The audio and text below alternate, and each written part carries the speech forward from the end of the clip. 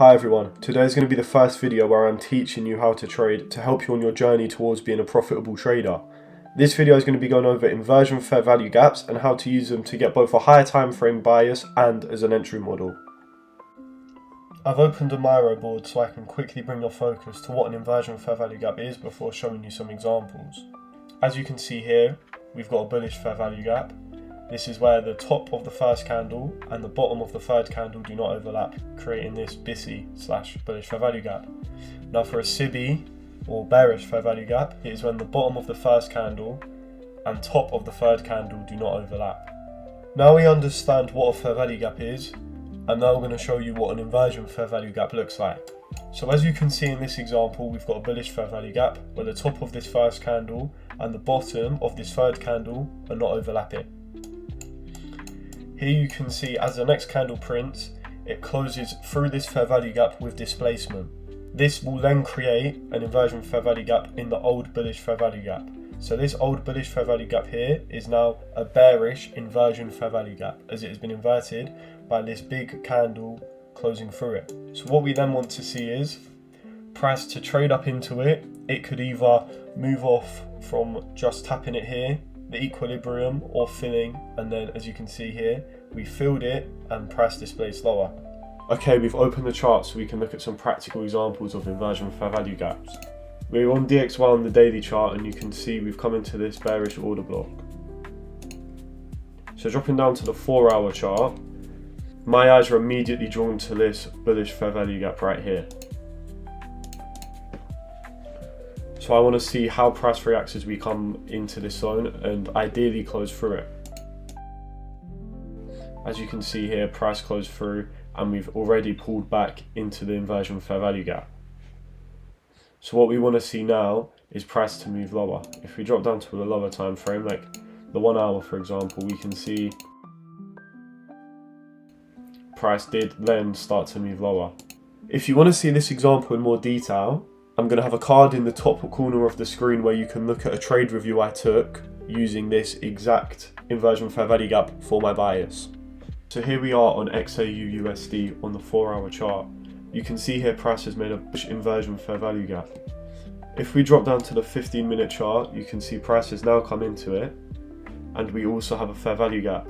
So if we see this fair value gap here be inverted, then it is a perfect place to enter. As you can see here, we closed up and through this 15-minute fair value gap. You could have entered right here, or you can wait till price comes higher, retest it as we do here, and you would have got a perfect entry.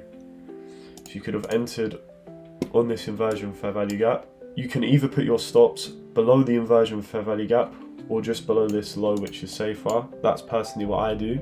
You could target a 2R, or if we go up onto a higher time frame, we could look to target this old high or even these relative equal highs up here. And if we just let it play out,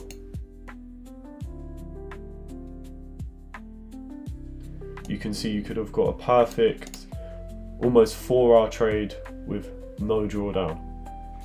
Okay, so here we have GU on the daily chart. As you can see, we swept this previous low and price has closed higher. This could be a nice setup for price to move higher, potentially coming into this fair value gap or even going higher, as I am bullish market structure wise, so a continuation is pretty likely. If we drop down to the 1-hour chart, you can see price left this bearish fair value gap when we came into the old low. You can see we've now inverted this fair value gap by displacing through it.